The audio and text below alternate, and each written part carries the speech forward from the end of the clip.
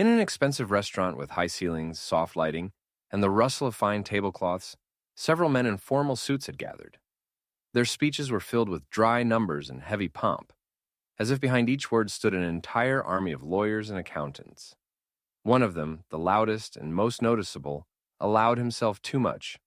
When a young waitress approached with a tray, his voice turned sharp, like a whip. He threw out a few humiliating words, saying she was too slow, that her place was not here among gold and marble, but somewhere in another world, without shine or significance. He even smirked, calling her stupid, not noticing how his words crashed down on her like stones. The waitress stood with her back straight, holding her breath and emotions, but inside she was trembling all over. She knew, if she allowed herself even a single tear, tomorrow she would lose her job, and losing her job was not an option. Her name was Amelia. Every morning she woke up in a tiny apartment with peeling plaster on the walls, inhaled the smell of cheap coffee, and cooked food for her brother. His name was Joshua, only 23, and once he had dreamed of becoming an engineer. Now his body was weak, and his eyes often closed from exhaustion, because the illness drained all his strength. Cancer spared no one, and the medicines cost far too much.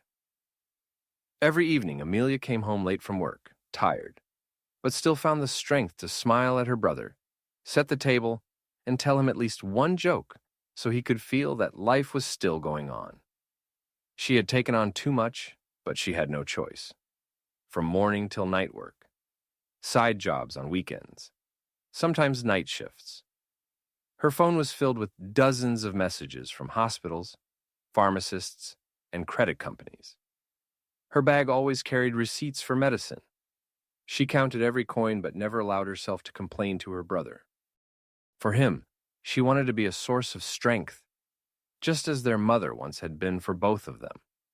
Now, everything rested on her shoulders.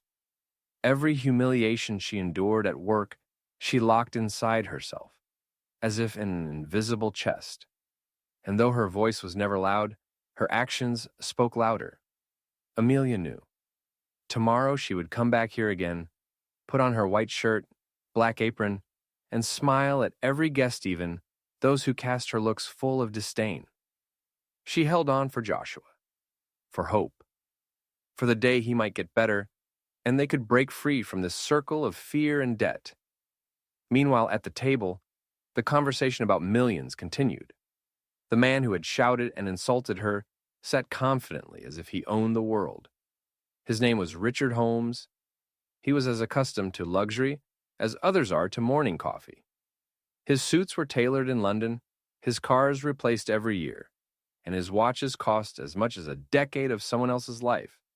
He was a man who had achieved everything, not through hard work and honesty, but through deceit, cunning, and manipulation. Years ago, he had started small, with minor deals in which he cheated inexperienced entrepreneurs. He smiled, promised them golden mountains, and then left them with nothing. Gradually, he built his empire on the losses of others, and every success strengthened his conviction that honesty was for the weak. He considered himself smarter, craftier, more deserving. For him, the word compassion did not exist. Where others saw people, he saw only numbers. Where others saw hope, he saw only vulnerabilities to exploit. His arrogance had become a habit. At the table, he spoke louder than everyone else, interrupted, and laughed with that smug tone that instantly turned the atmosphere sour. Even now, as his words cut through the air, he did not notice the shadow they left behind. For him, to humiliate meant to display superiority, and superiority was his favorite game. Amelia stepped away from the table, keeping her gaze calm, though inside her heart pounded with unease. She knew such clients could not be stopped, that their anger and cruelty would fall on her again and again. But that evening, she had no idea yet that her fate would intertwine with theirs in a very particular way. At the same table sat another man. He was silent, not joining his colleagues' shouting, but his eyes lingered on the waitress a little longer than expected. In his gaze, there was something different, a shadow of doubt, a shadow of regret. He noticed how her fingers trembled when she placed the glasses on the table. He caught that invisible pain she tried to hide behind steady breathing. And although he remained silent, his silence was louder than words. The story was only beginning to unfold. Behind the sparkle of expensive suits, the loud voices, and the millions in contracts, something greater was hidden. None of them knew yet that soon this evening would change their lives in ways they could never have imagined. The restaurant buzzed with voices, soft music, and the clinking of glasses, but for Amelia this evening dragged on with particular heaviness. Every word of Richard Holmes still echoed in her ears, like a loud blow to her dignity. She felt herself shrinking inside, as if she were being cornered again and again, yet outwardly she remained composed. She knew how to do this, restrain the storm within and show calm on the outside. It had become her only shield. Richard, on the contrary, felt like a victor. His eyes burned with smugness. He laughed, speaking loudly about deals, and from time to time he cast deliberately disdainful glances toward the waitress. For him, this scene was a small victory, yet another proof that he could dominate not only in the boardroom, but also in the smallest details of everyday life. As Amelia returned to the kitchen, she felt the gazes of her colleagues. Some turned away pretending nothing had happened. Some looked on with sympathy, but no one intervened. That was the norm. People rarely stood up for the weak, especially when faced with a man who possessed both money and power. She did not expect support. Life had long since taught her to rely only on herself. Meanwhile, Richard continued to stoke the tension. He seemed to deliberately find reasons to summon the waitress again and again, demanding a glass be replaced because it supposedly had a scratch, or insisting the bread was stale. His complaints had no basis, but each sounded like another mockery, another blow. And every time Amelia returned to the table with the same steady gaze and calm movements, though inside her heart cried out to stop. His partners sat beside him. Most nodded and laughed along, though their reactions carried a hint of falseness. They were used to agreeing with Richard, because his money and connections opened doors, and his aggression could ruin anyone's career. Yet one of the men grew increasingly silent.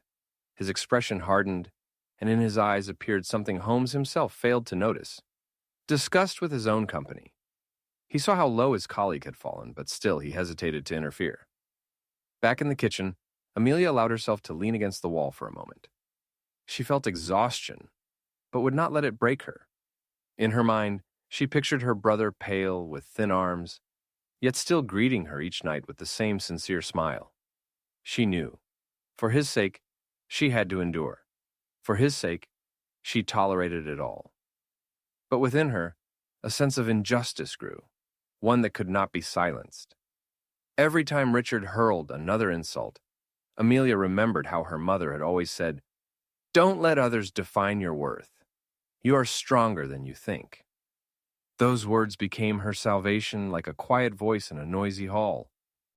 Meanwhile, Richard, carried away by his monologue about upcoming deals, failed to notice that his own shadow was growing longer. The louder he spoke, the more he humiliated those around him, the clearer his true nature revealed itself. For him, money was the only measure of worth. He took pride in his cruelty, considering it a weapon. The conflict in the hall grew silently.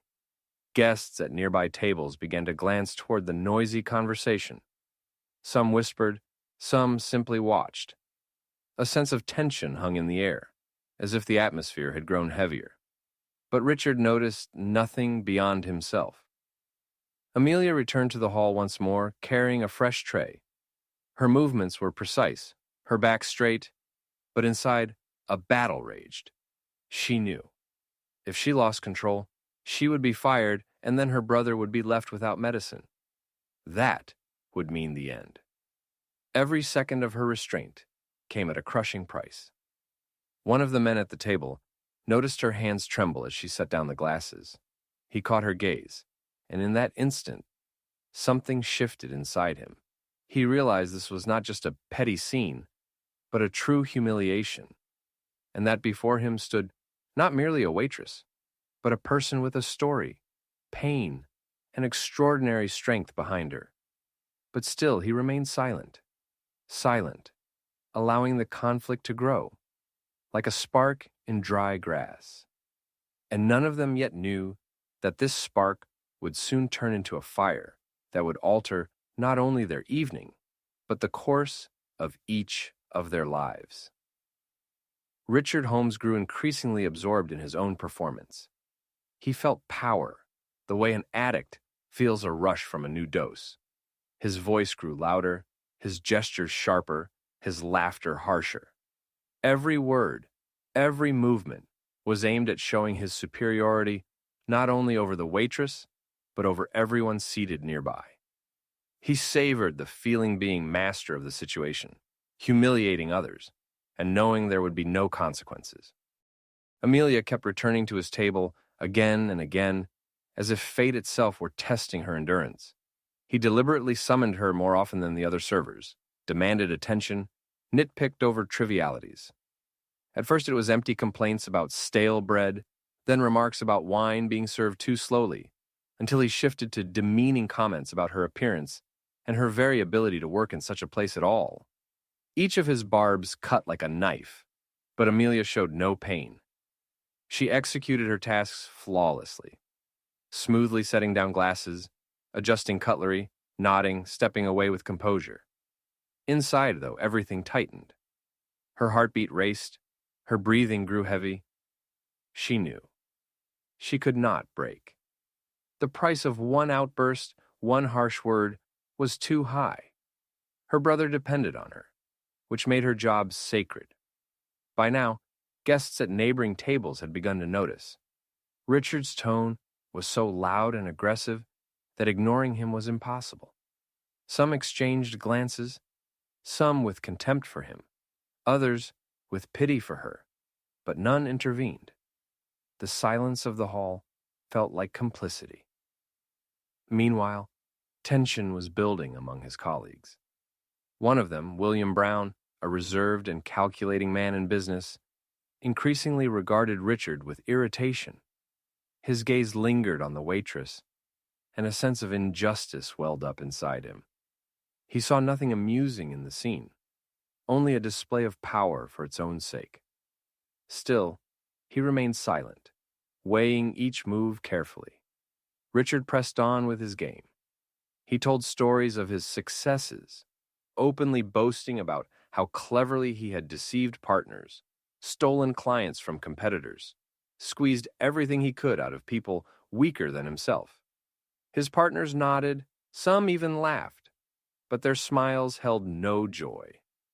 It looked more like an obligation to laugh back, so as not to become his next target.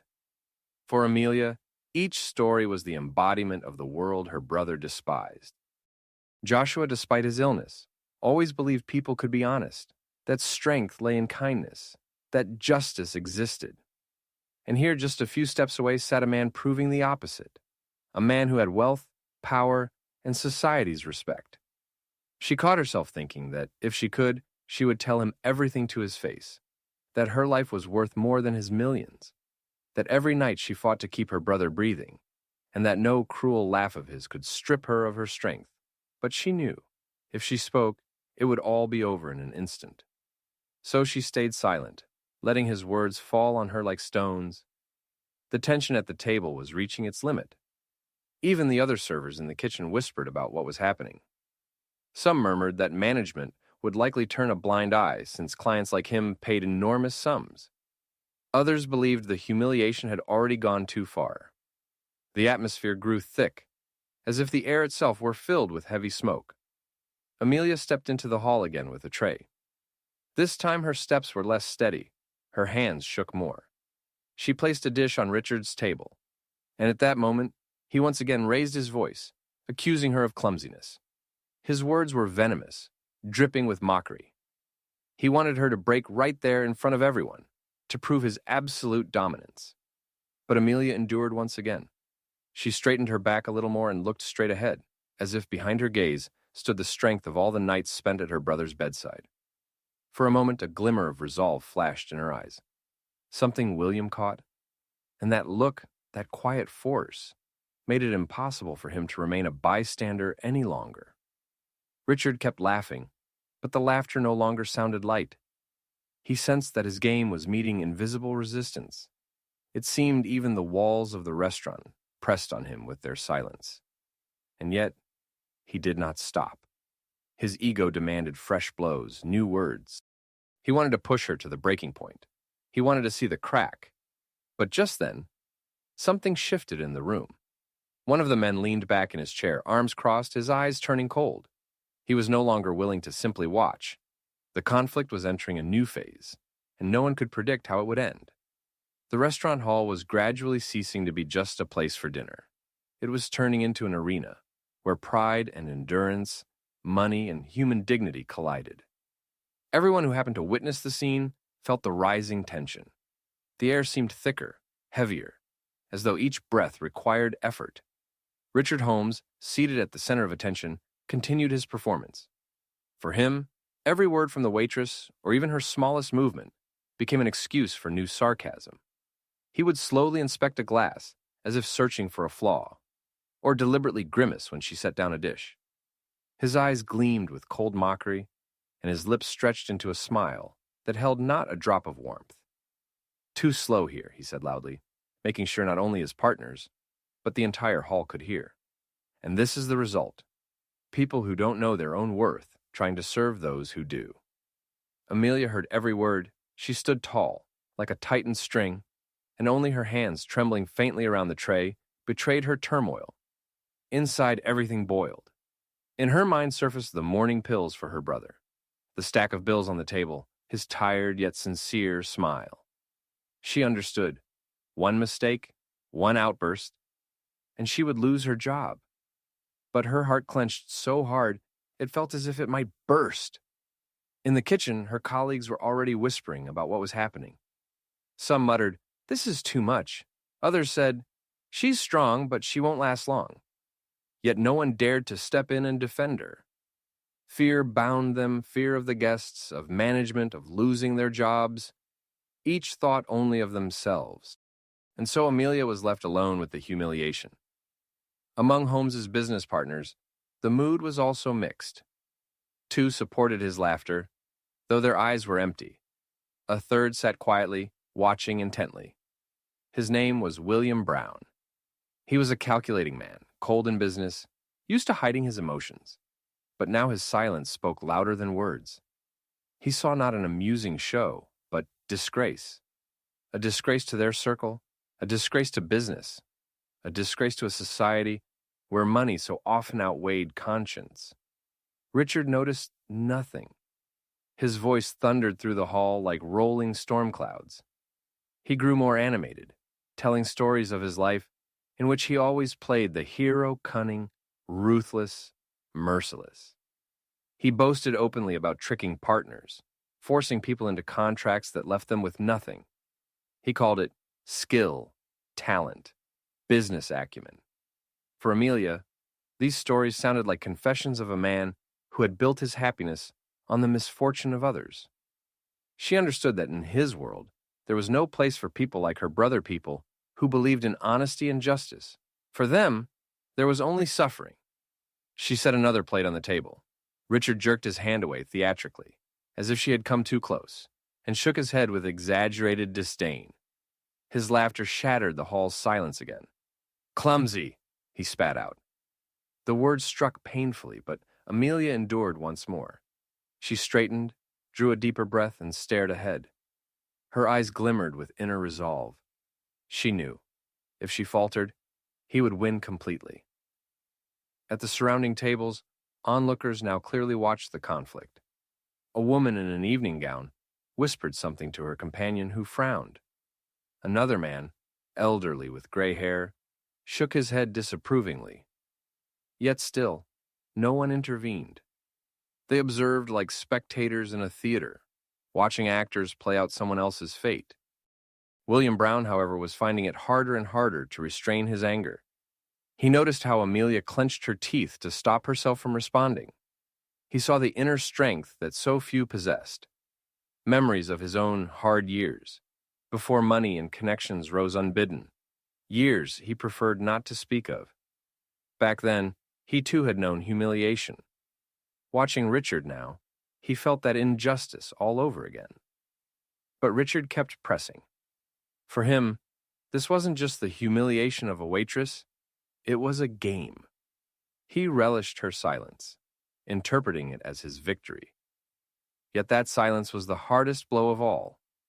In it was more dignity than in all his loud speeches. Though he didn't realize it, his laughter no longer rang as triumph. It grated, sharp and repulsive. A tense hush fell over the hall. Everyone seemed to be waiting for what would happen next. Amelia stood tall, her hands no longer trembling. It was as though she had found new strength within herself. And at that moment, William Brown understood he could no longer sit by in silence. For now, he remained quiet. But his silence had changed. It was no longer indifferent, but filled with a decision. Richard, oblivious, carried on. He reveled in himself, unaware that his words, his gestures, his laughter were already working against him. He believed everything was under control, that the whole world was his stage. But in truth, he was only hastening the moment when the balance of power would shift. Amelia stepped away from the table. She felt drained, yet inside her grew a strange certainty. It seemed to her this story was not finished, that tonight here, in this hall, something would happen that would change everything.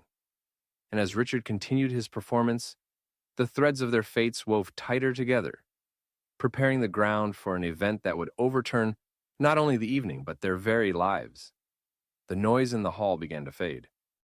People at neighboring tables no longer pretended not to notice what was happening. Richard Holmes was speaking too loudly, laughing too sharply, flaunting his superiority too openly. His words about the waitress were no longer a private outburst. They had become a spectacle that everyone was forced to witness. Amelia felt dozens of eyes on her. Inside, she shrank with shame, but not for herself. For the fact that in the center of the hall sat a man whose cruelty was treated as normal. She held her ground, knowing her silence was not weakness, but the only way to preserve her dignity. Richard could not stop. He seemed to feed on the hall's attention. His monologues slipped into new taunts. He began proclaiming that some people should know their place, that success is reserved for the chosen few, that the rest are born to serve. His words rang cold, like a verdict. And then something happened no one expected. One of the guests, an elderly man in a dark suit seated at a neighboring table, rose to his feet. His face was calm, but his gaze was heavy. He cast a short look at Richard, then at Amelia, and stood so everyone could see. A pause fell over the hall. For the first time that evening, Richard fell silent. His eyes narrowed, his lips curved into a smirk, but there was tension in it. He was not used to anyone interfering in his games. Amelia stood still, her heart racing. She understood that the intervention of an outsider could make her position even worse. But at the same time, a warm spark flared in her chest. For the first time that evening, someone had dared to take her side. Yet the man said nothing.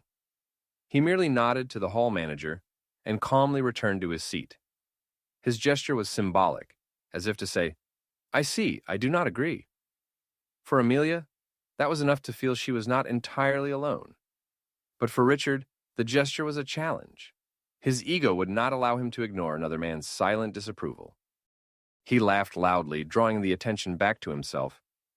"You see," he said, waving his hand, "even the most respectable gentlemen don't dare say a word, because they know the world always belongs to the strong, and the weak can only watch in silence."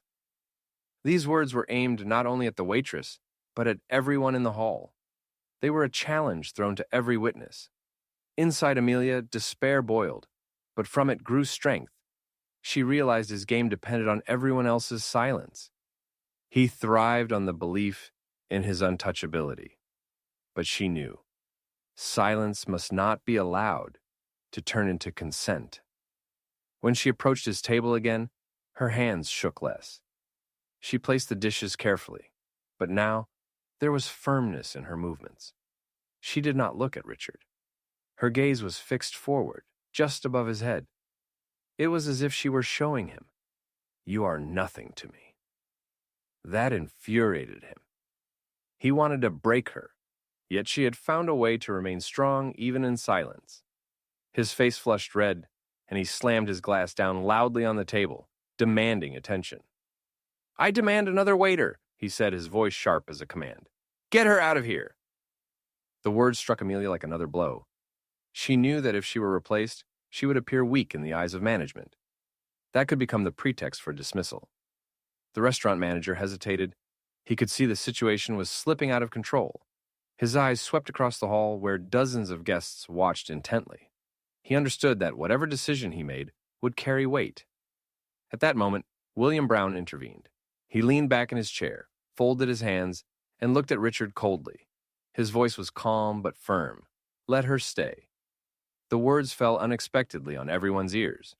The hall was silent once more. The manager froze. Amelia could not believe what she'd heard, and Richard whipped his head toward his colleague. For a moment, surprise flashed in Richard's eyes, then anger. He was used to unquestioned support. Any disagreement felt like betrayal. "What?" he snapped. But William said no more. His silence was firmer than any words. The situation hung in the balance. Richard seethed, his fingers curling into a fist. Amelia stood nearby, sensing that something important was being decided at that very moment, though she did not yet understand what. The hall seemed to hold its breath, and suddenly she felt a strange calm. Her life had always been a struggle, and tonight's scene was only another turn in it. But for the first time, someone was willing to step in. That changed everything. Richard, however, had no intention of surrendering. His eyes burned with a cold fire. He knew his authority had been challenged, and now he would do anything to reclaim his power, even if it meant destroying the entire evening. The tension in the restaurant continued to grow. Those who had come for a quiet evening now watched the unfolding scene from the corners of their eyes. Even the musicians playing a soft jazz melody in the corner lowered their volume, as though the music itself didn't dare intrude on this confrontation. Amelia still stood by the table, outwardly composed. But inside, her heart pounded wildly. She knew. If Richard got his way, if she were dismissed, it could destroy her job. Yet she no longer felt the fear that had driven her half an hour earlier. Instead, a strange firmness had taken root in her, as though this man's rudeness and contempt had awakened a strength she never knew she had. Richard Holmes leaned back in his chair, his face marked by irritation and hidden rage. He was unaccustomed to resistance. Even William's slight attempt to oppose him already felt like betrayal. His eyes darted over his colleagues' faces, searching for anyone else daring enough to side against him. But all were silent.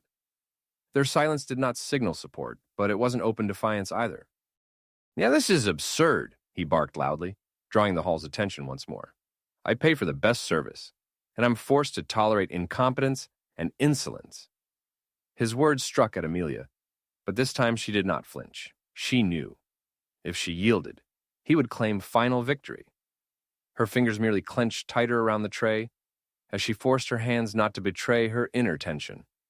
William watched her. In her gaze he saw not only weariness, but resilience. He understood. This was no ordinary waitress. This was a person who fought her own battles every day, and tonight was once again defending her right to dignity.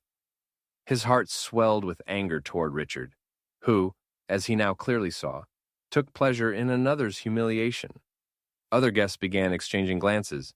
Some whispered, their murmurs rising like a faint wind. The atmosphere grew uneasy. No one had come here to witness a public degradation, but everyone knew leaving now would feel like surrender. They stayed, sensing something was about to happen. The restaurant manager appeared again, his face tense. He clearly wanted to intervene, yet fear of powerful clients bound him. He stood aside, waiting for the right moment, and that only heightened the sense that events were spiraling out of control. Richard pressed on. His mockery turned more personal. He spoke loudly about how people like that would never succeed, how working hands are meant to serve, not think. His voice sounded like a verdict, each word falling like a heavy stone into Amelia's heart. But instead of breaking, she felt a sudden surge of strength. A strange pride rose in her chest. Yes, she was a waitress, but every dollar she earned kept her brother alive, and that meant more than all of Richard's millions built on lies. She took a step back, straightened even taller, and let her gaze sweep across the hall, lifting herself away from his words. It was her way of declaring, "You cannot break me." William gave the faintest nod, affirming her inner victory. He sensed Richard was losing control. The louder Richard's words grew, the more the hall turned on him, eyes narrowing with disapproval. His arrogance no longer looked like strength. It looked like a parody of it. One guest, a woman in a dark blue dress, exhaled loudly and shook her head. A small gesture, but it captured the mood of the room. Many were already on the waitress's side. Richard noticed. His lips twitched. His eyes flared with anger. He felt control slipping from his grasp. It was unbearable. Suddenly he rose from the table. His chair scraped against the marble floor, the sound echoing across the hall. Towering over Amelia, he tried to crush her with his height and his booming voice. "If this place cannot provide proper service, then it is not worthy of my money," he shouted, glaring at the manager. "I demand that this girl be removed from my sight immediately." His words echoed through the hall. But then something happened he did not expect. From across the room, another waiter, a young man, took a timid step forward. His voice trembled, but it rang out clearly enough for all to hear. "She works harder than anyone here." The words struck like the toll of a bell. All heads turned. Richard froze, stunned that someone dared to oppose him openly. His eyes filled with rage, but for a moment he had no reply. Amelia stood motionless, her heart hammered, but her eyes glistened with tears, not from humiliation, but from the realization that, for the first time in a long while, someone had spoken up for her. The hall seemed to come alive. The whispers grew louder, now like a rising murmur. People exchanged glances, some openly nodding toward Amelia. Even without words, the atmosphere declared its verdict. The room was on her side. Richard felt it. His mask of smug superiority cracked. He turned sharply to his colleagues, as if seeking reassurance of his authority. But all he found was silence. Even those who had laughed at his jokes minutes earlier now avoided his gaze. His world was beginning to collapse right here, in the middle of the hall, amid crystal, light, and luxury. But he had no intention of surrendering. His ego demanded the fight go on.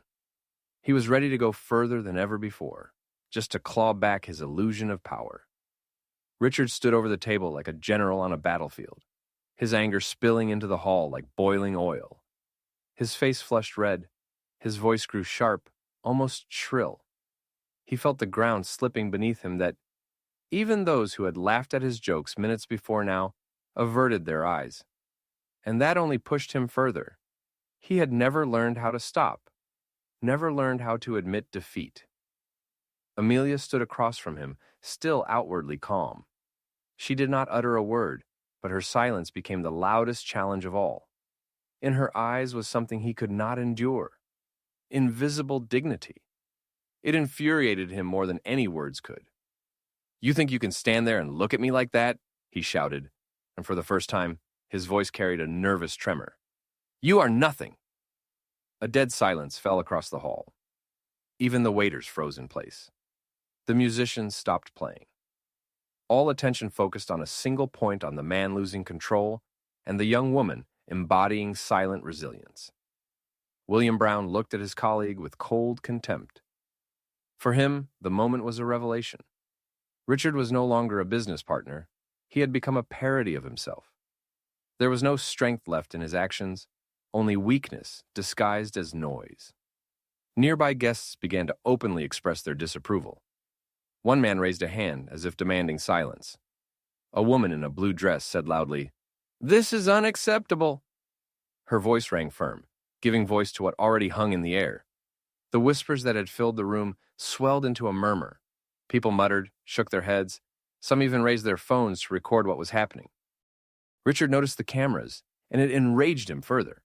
He slammed his palm on the table, sending glasses clattering. His eyes blazed with fury. "Remove her! Now!" he bellowed at the manager, but the man did not move.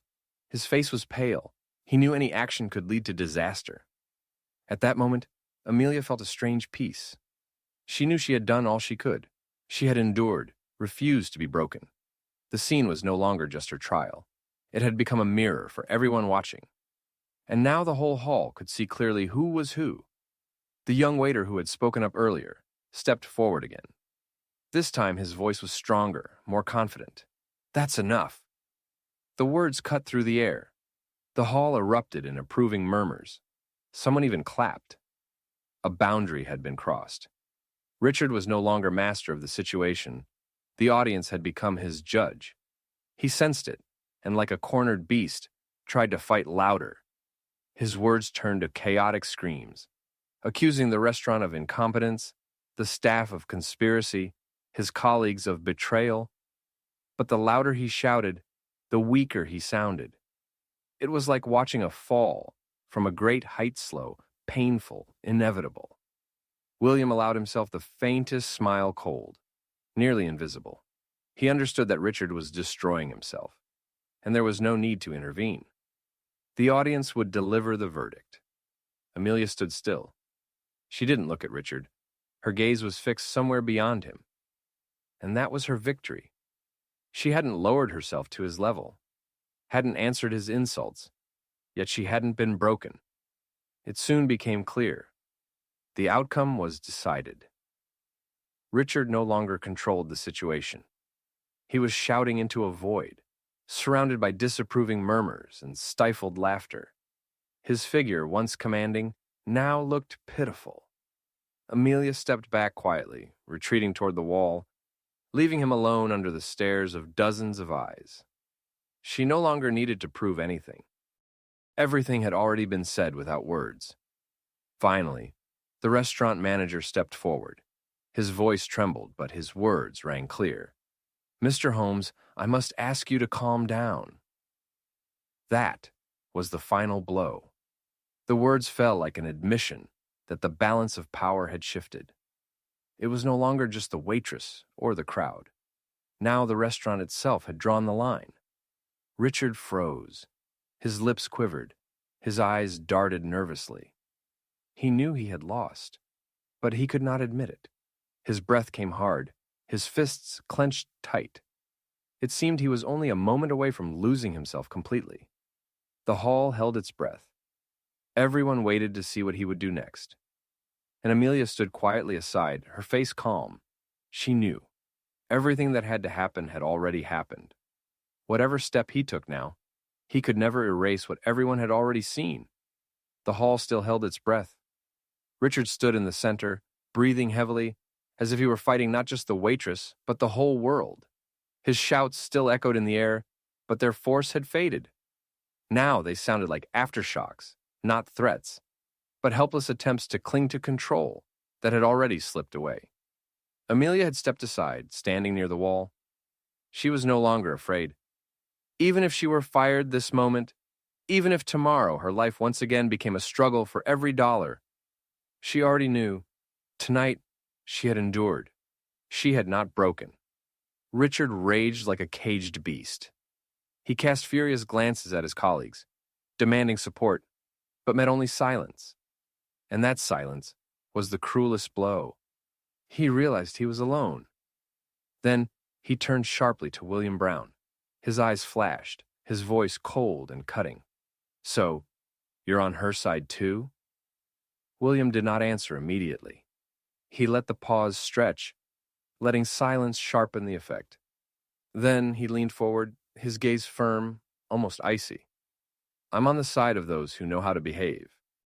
The words were quiet, but so clear that the entire table froze.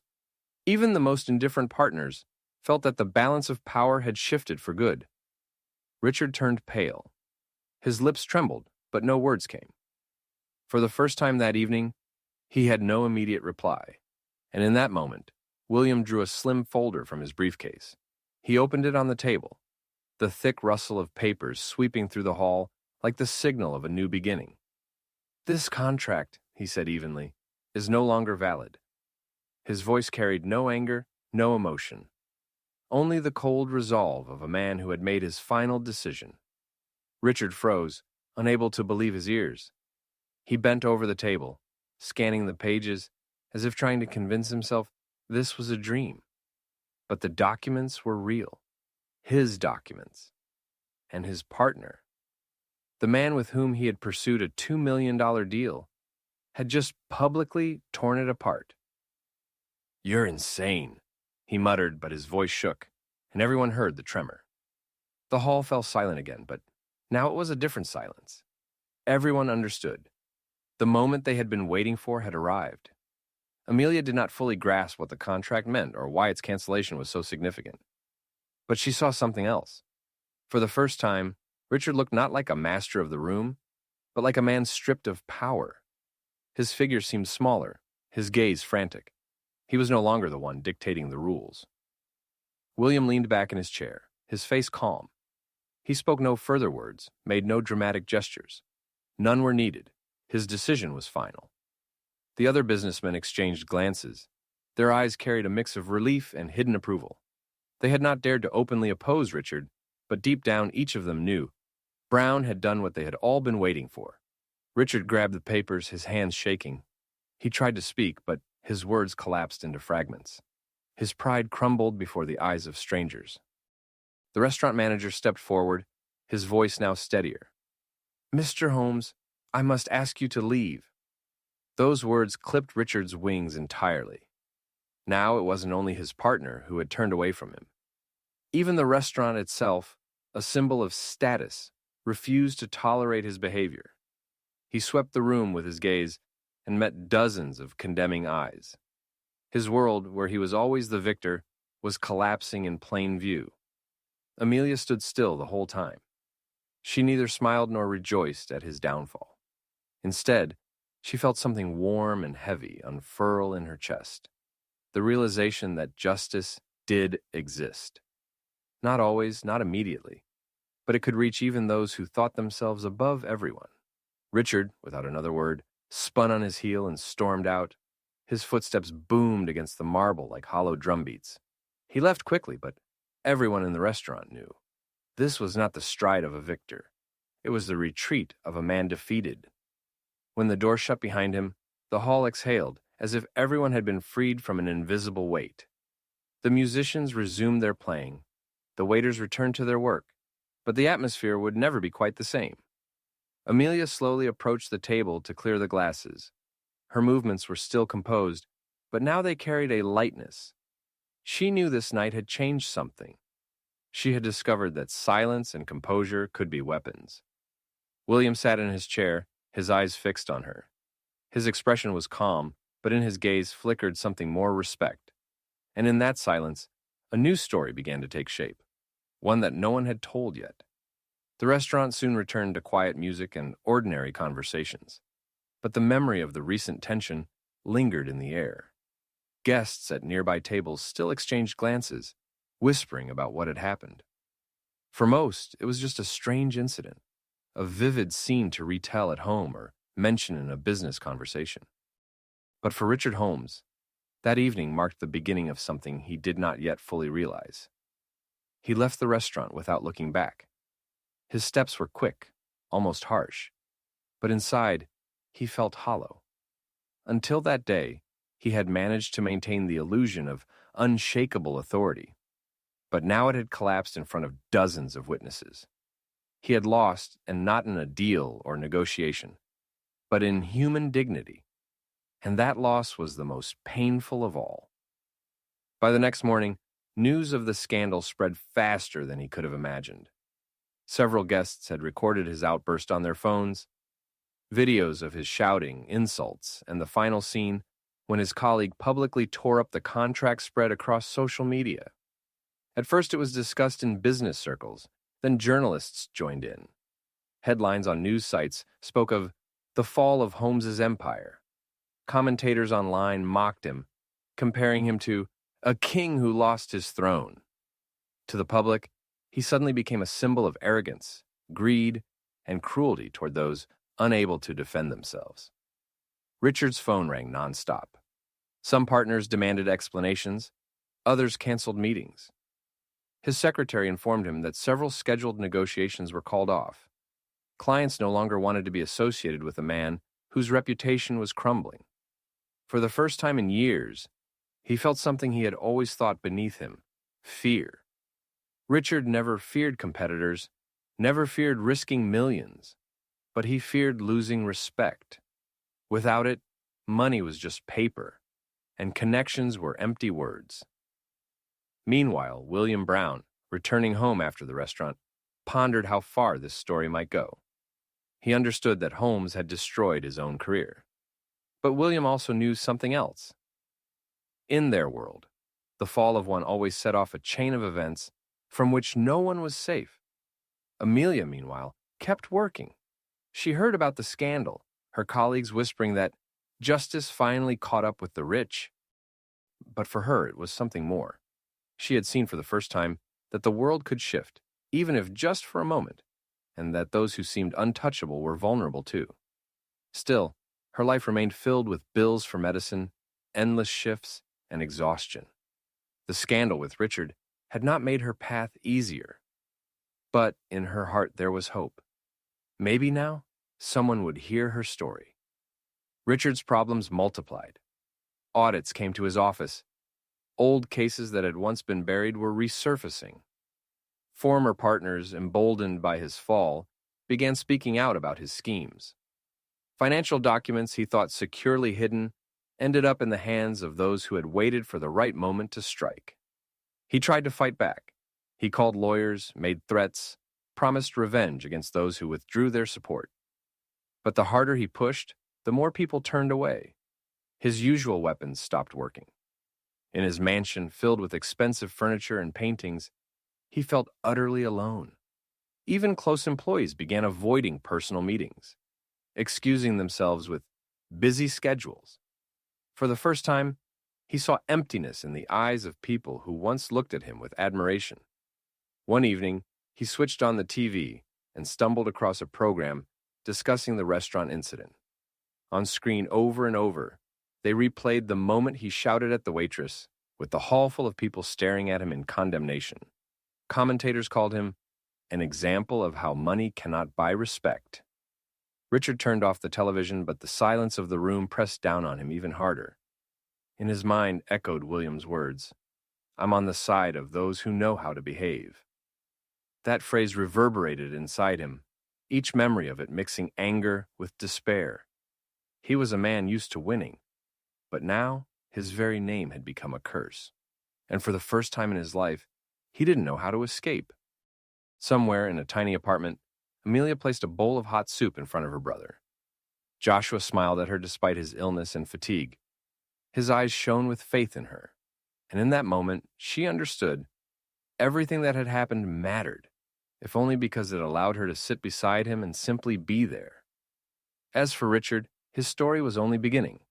His downfall was taking on new shapes, and ahead of him lay trials he could not yet imagine. Richard's problems multiplied with each passing day. What had begun as a scandal in a single restaurant had now grown into an avalanche, sweeping away his reputation and connections. In business circles, whispers spread that his star had set. Newspapers published stories about his arrogance. Bloggers and talk show hosts mocked his downfall live on air. And social media mercilessly circulated clips of his outbursts, his shouting, his twisted face frozen in rage. But the blow wasn't only external. Inside his company, cracks began to appear. Partners who, only yesterday, were willing to risk much for big profits, now refused to sign new agreements. Investors demanded transparency, and Richard no longer had the familiar confidence to silence them. The very people he once treated like pawns were pulling away, and for the first time in years, he felt less like a master of the game and more like a cornered player. Lawyers warned him that several old cases could be reopened. One former employee, whom he had once humiliated, suddenly filed a lawsuit. The press hinted at tax manipulations he had managed to conceal in the past. Now it was all crashing down at once, as though someone had opened a floodgate. Richard lived on his phone, his days blurred into shouting at staff, desperate attempts to persuade partners to stay, and constant battles with fresh leaks of information. But the more he thrashed about, the clearer it became. The system he had built on fear and deceit was collapsing under the weight of those same mechanisms. People no longer feared him.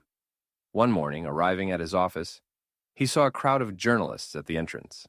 Cameras flashed, microphones shoved into his face, questions hurled. Did you humiliate the waitress because she was black? Is it true your contract was canceled because of the scandal? How do you respond to the new lawsuits? He walked in silence, but inside, he seethed. He understood that any word could become a headline, any grimace a meme. His hatred for the world deepened, but his strength to fight it was fading. Meanwhile, Amelia lived her life. For her, the scandal lingered only as background noise in the news. She kept working, caring for her brother, scraping together money for his medicine. Yet sometimes, late at night, she remembered that evening, how one businessman had stood by her, and how another, so sure of his untouchability, had fallen. For her, it was proof that even if the world was unjust, sometimes it found a way to balance the scales.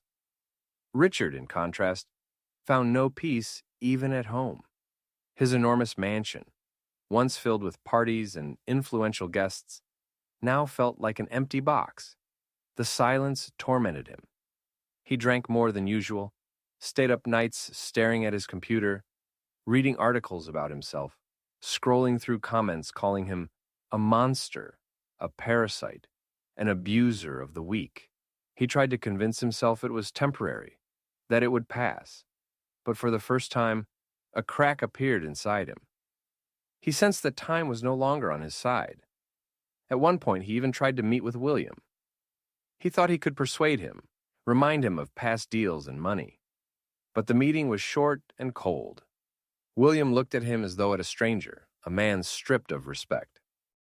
Richard left the room empty-handed and for the first time, with the sense that doors were truly closing. Meanwhile, rumors of new investigations grew louder. Financial authorities began checking his accounts. Articles surfaced about offshore companies and tax evasion schemes. What he once kept hidden behind power and influence was now surfacing, and the deeper he sank into this abyss, the more consumed he became with feelings of betrayal. He blamed everyone, the waitress who had provoked him, the partners who abandoned him, the journalists who amplified the scandal. But deep down, he was beginning to understand the root of it all was himself. His arrogance, his habit of trampling others for profit, his conviction that everything was permitted. One night, sitting in his office, he looked into a mirror. Staring back was a tired man with gray, lifeless eyes. For the first time, he saw not a winner, but a defeated man. Yet, he could not admit it. Meanwhile, events were accelerating. Media outlets reported that several major companies were severing agreements with him. Banks followed suit, demanding early repayment of loans. His financial empire was shaking. But this was only the beginning. Richard's downfall was swift and merciless. First, the clients left politely, through dry letters about changing priorities. Then, the banks followed, demanding early repayment of loans. His lawyers began hinting that working with him had become a reputational risk, and soon, one by one, they terminated their contracts. The lawsuits he feared so much finally began. Former partners, employees, and even several competitors joined forces to prove his fraud. Yesterday's friends, who had once sat at the same table with him, now testified against him. And every time he heard his name in the courtroom, it no longer sounded like a symbol of power, but as an example of greed and arrogance. Richard tried to fight back. He held press conferences where he spoke of envious rivals and dirty tricks. But the journalists were no longer afraid to ask hard questions. Each time his answers sounded weaker, more pathetic. Every public appearance only brought fresh ridicule. His house grew silent and empty. The staff resigned. The guards disappeared. The phones of friends stayed silent. He wandered through vast rooms, filled with paintings and expensive furniture, feeling nothing but emptiness. Everything he had built over decades was collapsing before his eyes. One evening, he turned on the TV again. A report was playing about the restaurant where the scandal had begun. The journalist spoke about how one waitress had become a symbol of resilience and human dignity. A photo of Amelia flashed across the screen taken that night when she stood tall, refusing to answer his shouts. The host called her the woman who refused to be humiliated. Richard switched the television off, his face twisted. He realized that the story he wanted to erase had become the cornerstone of his downfall. He wanted it forgotten, but instead, her name became a symbol, and his name a disgrace. Meanwhile, Amelia lived her life. The scandal with the businessman returned to her mind only briefly. She had more pressing worries. Her brother still needed medicine and care. She kept working, exhausted. But now the people at the restaurant looked at her differently. Her colleagues respected her for her composure, and the manager became more attentive to her requests. One evening, when she returned home, she found Joshua sitting by the window. He was frail, but his eyes shone. Softly, he said, "You're the strongest person I know." Those words meant more to her than any award. She knew, for him, she could endure anything. At the same time, Richard received his final letter. It was a notice of bankruptcy. His companies, his accounts, his assets, everything was going under seizure. The paper trembled in his hands, his eyes hollow. Inside there was no anger left, no strength. Only the bitter realization that everything he had done for power had turned to dust. That night he sat for hours in the dark. He remembered his past, the people he had cheated, the people he had humiliated. He remembered the restaurant, the faces of strangers, their condemning eyes. For the first time, he saw his life clearly, as though the mirror he had always avoided was finally showing the truth. Amelia, meanwhile, sat beside her brother, holding his hand. She had no idea that somewhere nearby, another man's empire was collapsing. Her own world was too fragile, demanding all her strength. But perhaps that was true power. Not millions, not contracts, but the ability to hold on to those who mattered. The stories of these two people diverged in opposite directions. One, surrounded by wealth, lost everything because of his pride. The other, who had nothing, preserved her dignity and inner strength. And though they would never meet again, the memory of that evening in the restaurant would remain with them forever. For one, as the beginning of the end. For the other, as proof that even in the face of humiliation, one can remain human. The ending was simple but clear. Money and power do not define a person. It is how they treat others that does. And while one man fell into the abyss of his own mistakes, another found the strength to keep moving forward for life, for family, for what truly matters.